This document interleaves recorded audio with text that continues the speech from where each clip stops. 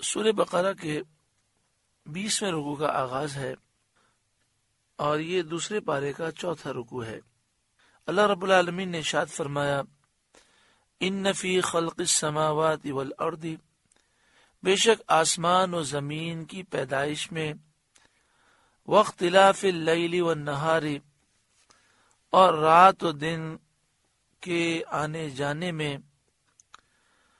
والفلک التی تجری فی البحر، اور اس کشتی میں جو دریا میں سمندر میں چلتی ہے، بما ینفع الناس، ان چیزوں کو لے کر جو چیزیں لوگوں کو فائدہ دیتی ہیں، وما انزل اللہ من السماء من ماء، اور جو اللہ نے آسمان سے پانی اتارا اس میں، فاحیا بہ الارض بعد موتها، پھر اس پانی کے ذریعے مردہ زمین کو زندہ فرمایا، وبث فیہا من کل دابہ، اور زمین میں ہر قسم کے جانور پیدا کیے پھیلائے، وتصریف الریاح والسحاب المسخر بین السماء والارض، ہواؤں کی گردش میں اور ان بادلوں میں جو آسمان و زمین کے درمیان حکم کے پابند ہیں، لآیات، ضرور نشانیاں ہیں، لقوم یعقلون، اس قوم کے لیے جو عقل رکھتی ہے۔ ان تمام چیزوں میں عقل مندوں کے لیے ضرور نشانیاں ہیں۔ اس آیت کریمہ میں سب سے پہلے آسمان و زمین کی پیدائش کا ذکر کیا گیا کہ اللہ تعالیٰ نے کس طرح بغیر مادے کے، بغیر نمونے کے آسمان و زمین کو پیدا کیا اور 6 دن میں بنایا۔ اس میں بندہ غور و فکر کرے تو انسان کے لیے نشانیاں ہیں۔ پھر رات و دن کے آنے جانے میں نشانیاں ہیں، بندہ سوچے کہ نہ رات کے آنے میں میرا کوئی اختیار ہے، میں رات کو روک بھی نہیں سکتا اور دن کو واپس بھی نہیں کر سکتا، میں اس نظام کے تابع ہوں، بے بس ہوں۔ تو جس رب نے یہ نظام بنایا اور جس نظام کے سامنے میں بے بس ہوں، مجھے چاہیے کہ میں سر جھکاؤں اور غرور نہ کروں، رب کی بارگاہ میں جھک جاؤں۔ پھر کشتی کا ذکر کیا گیا، کشتی ہوں یا بحری جہاز ہوں۔ آج کل اتنے بڑے بڑے بحری جہاز ہوتے ہیں کہ جن میں ٹنوں سامان لادا جا سکتا ہے، ہزاروں لوگ سوار ہو سکتے ہیں، بلکہ بعض تو ایسے بڑے بڑے بحری جہاز ہیں کہ جب آپ اس میں داخل ہوں تو آپ کو محسوس یہ ہوتا ہے کہ جیسے کسی کالونی میں یا کسی محلے میں یا کسی بڑے علاقے میں داخل ہو گئے ہیں۔ اتنی بڑی اس کی رینج ہوتی ہے، اتنا وہ پھیلا ہوا ہوتا ہے۔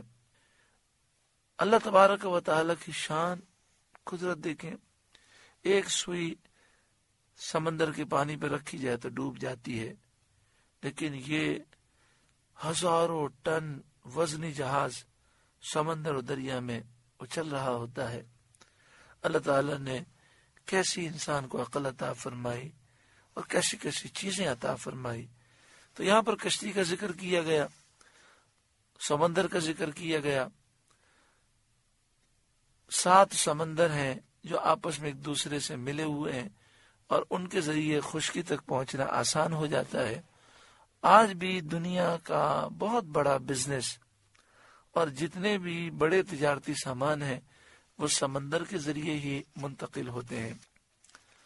بما ینفع الناس سے وہ چیزیں مراد ہیں کہ جو یہ بحری جہاز لے کر چلتے ہیں، ان میں تجارتی سامان ہوتا ہے، لوگ سفر کرتے ہیں۔ پھر اس آیت کریمہ میں بارش کا ذکر ہے۔ بارش اللہ کی بہت بڑی نعمت ہے۔ بارشیں اگر 1-2 سال کے لیے بند ہو جائیں تو ساری ترقیاں بیکار ہو جاتی ہیں۔ بڑی سے بڑی طاقت بے بس ہے، اگر کوئی سپر پاور ہو اور چند سالوں کے لیے بارش بند ہو جائے تو اس ملک کا دیوالیہ نکل جائے۔ پھر فرمائیں کہ اس پانی کے ذریعے اللہ تعالیٰ نے مردہ زمین کو زندہ کیا. اس بارش کے قطروں میں وہ تاثیر ہوتی ہے کہ جب وہ زمین سے ٹکراتے ہیں تو اس میں زندگی پیدا کر دیتے ہیں، اسے سرسب و شاداب بنا دیتے ہیں. مختلف جانوروں کا ذکر کیا گیا.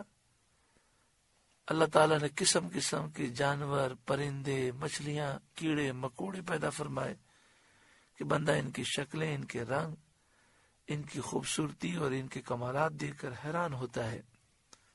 ہواؤں کی گردش کا ذکر ہے. جب طوفان آتا ہے، آندھیاں چلتی ہیں تو بڑے بڑے عاجز ہو جاتے ہیں. ہواؤں کی گردش سے بہت سارے نظام ہیں اور ہوائیں ہمارے لیے بہت زیادہ مفید بھی ہیں، اور بس اوقات ہوائیں انسان کو برباد بھی کر دیتی ہیں. تو ان تمام چیزوں میں اللہ تعالیٰ کی نشانیاں ہیں غور کرنے والوں کے لیے. بادلوں کا ذکر کیا گیا کہ آسمان و زمین کے درمیان یہ حکم کے پابند ہوتے ہیں، جہاں حکم ہوتا ہے وہاں پہنچتے ہیں. کتنا ٹن پانی لے کر وہ چلتے ہیں. اللہ اکبر. لآیات لقوم یعقلون. ان سب میں عقل مندوں کے لیے ضرور نشانیاں ہیں. عقل مند ان چیزوں پہ غور کرتے ہیں، اللہ کا شکر ادا کرتے ہیں، اللہ کی معرفت حاصل کرتے ہیں، اللہ کی بارگاہ میں جھک جاتے ہیں. وَمِنَ النَّاسِ مَن يَتَّخِذُ مِن دُونِ اللَّهِ أَندَادًا. اور کچھ لوگ ایسے ہیں جو اللہ کے سوا اور معبود بنا لیتے ہیں. یحبونہم کحب اللہ. ان جھوٹے خداؤں سے ایسی محبت کرتے ہیں جیسی اللہ سے محبت کرنی چاہیے. والذین آمنوا اشد حبا للہ. اور ایمان والوں کو اللہ کے برابر کسی کی محبت نہیں. ایمان والے سب سے زیادہ اللہ سے پیار کرتے ہیں، اور اللہ والوں سے جو محبت ہے وہ بھی اللہ کی وجہ سے ہے کہ وہ اللہ والے ہیں، انہیں اللہ کا قرب نصیب ہے، اس لیے ان سے محبت ہے. اللہ تعالیٰ کے محبوب اعظم، خلیفہ اعظم، سرکار دو عالم صلی اللہ علیہ وآلہ وسلم ہیں، اور صحابہ کرام حضور کے غلام ہیں. صدیق اکبر سے پیار ہے اس لیے کہ یہ رسول اللہ کے غلام ہیں. فاروق اعظم سے پیار ہے اس لیے کہ ہمارے آقا و مولا کے غلام ہیں. اور ہمیں آقا و مولا سے محبت ہے اس لیے کہ اللہ رب العالمین نے انہیں اپنا محبوب بنایا، انہیں مقام و مرتبہ عطا فرمایا. ساری مخلوق میں سب سے افضل و اعلیٰ رحمت للعالمین ہیں. ہمارے آقا و مولا ہیں، ہم سے اتنا پیار کرنے والے ہیں. فرمایا وَلَوْ يَرَى الَّذِينَ ظَلَمُوا اِذْ يَرَوْنَ الْعَذَابَ. اور کیسا حال ہو اگر ظالم وہ وقت دیکھیں جبکہ عذاب ان کی آنکھوں کے سامنے آئے گا. یعنی ظالم اگر ابھی اس کا تصور کرنے میں کامیاب ہو جائیں تو ان کی زندگی بدل جائے. وہ وقت کیسا ہوگا جب جہنم کا عذاب ظالموں کے سامنے ہوگا. ان القوت للہ جمیعا. اس لیے کہ سارا زور، ساری طاقت اللہ کو ہے. یہ بات ان پر واضح ہوگی. وَأَنَّ اللَّهَ شَدِيدُ الْعَذَابِ. اور اس لیے کہ اللہ کا عذاب بہت سخت ہے. ساری قوتیں اللہ کے دست قدرت میں ہیں. وہ شدید عذاب دینے والا ہے، وہ بہت زیادہ مہربان ہے. اسی سے انسان کو ڈرنا چاہیے، اسی کی فرما برداری کرنی چاہیے. اب قیامت کا وہ منظر بیان کیا جا رہا ہے جب کافر آپس میں ایک دوسرے سے لڑیں گے. اذ تبرأ الذین اتبعوا من الذین اتبعوا. جب بیزار ہوں گے پیشوا اپنے پیروکاروں سے. کافر لیڈر اپنے پیروکاروں سے، پیروی کرنے والوں سے بیزاری کا اعلان کریں گے. کہیں گے ہمارا ان سے کوئی تعلق نہیں ہے، ہم نے تھوڑی کہا تھا کہ یہ گمراہ ہوں. وَرَأَوُا الْعَذَابَ، اور عذاب وہ دیکھیں گے، وَتَقَطَّعَتْ بِهِمُ الْأَسْبَابِ، ان کے رشتے آپس کے کٹ جائیں گے، آپس میں ایک دوسرے کے دشمن ہو جائیں گے، پہچاننے سے انکار کر دیں گے۔ ان کی محبتیں جو دنیا میں تھیں آخرت میں وہ نفرت سے بدل جائیں گی۔ وَقَالَ الَّذِينَ اتَّبَعُوا، اور کہیں گے وہ لوگ جنہوں نے ان کافر لیڈروں کی پیروی کی ہوگی، جن کی وجہ سے وہ گمراہ ہوئے، ان گمراہ لیڈروں کی وجہ سے، پیشواؤں کی وجہ سے، وہ کہیں گے لو، کاش، ان لنا کرتن، ہمیں دنیا میں لوٹ کر جانا نصیب ہو جائے، فنتبرأ منہم کما تبرؤوا منا، تو آج جس طرح انہوں نے ہم سے بیزار ہونے کا اعلان کیا، اگر دوبارہ دنیا میں جانا نصیب ہو تو ہم ان سے بیزاری کا اعلان کریں اور ہم ان سے پھر تعلق نہ رکھیں، ہم ان کی باتیں نہ مانیں، انہوں نے ہمیں برباد کر دیا۔ تو اس آیت کریمہ میں کافروں کو یہ درس دیا گیا کہ اے کافروں، آج جن کافر لیڈروں کے پیچھے تم اپنی آخرت برباد کر رکھے ہو، یہ تمہیں اللہ کے عذاب سے نہیں بچا سکیں گے۔ اس وقت تمہیں افسوس ہوگا اور تم کہو گے کہ کاش دنیا میں واپس جائیں اور ان سے ہم لا تعلقی کا اعلان کریں، لیکن دنیا میں واپس جانا نصیب نہ ہوگا، لہذا ابھی آنکھیں کھولو اور ان کی خاطر اللہ کو ناراض نہ کرو، ان سے اپنا تعلق توڑو اور اللہ کے حضور جھک جاؤ۔ آج دیکھیں کتنے لوگ ایسے ہیں جو کافروں کو خوش کرنے کے لیے، یہود و نصارہ کو خوش کرنے کے لیے نبی اکرم صلی اللہ علیہ وآلہ وسلم کی گستاخی کرتے ہیں، مسلمانوں کو نقصان پہنچاتے ہیں، بم دھماکے کرتے ہیں، اسلامی ملک کو کمزور کرتے ہیں۔ اللہ تبارک و تعالی ایسے شریروں کے شر سے ہر مسلمان کو محفوظ فرمائے۔ فرمایا کذالک، اسی طرح، یریہم اللہ اعمالہم، اللہ ان کے کام انہیں دکھائے گا، حسرات علیہم، ان پر حسرتیں ہو کر، اللہ تعالیٰ ان کے برے اعمال ان کے سامنے کر دے گا، تو انہیں بہت زیادہ حسرت ہوگی کہ انہوں نے یہ کام کیوں کیے تھے۔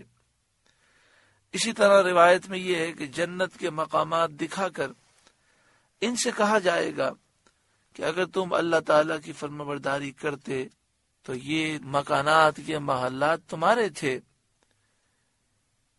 پھر وہ مکانات، وہ محلات مومنین کو دے دیے جائیں گے، اس پر انہیں حسرت و ندامت ہوگی۔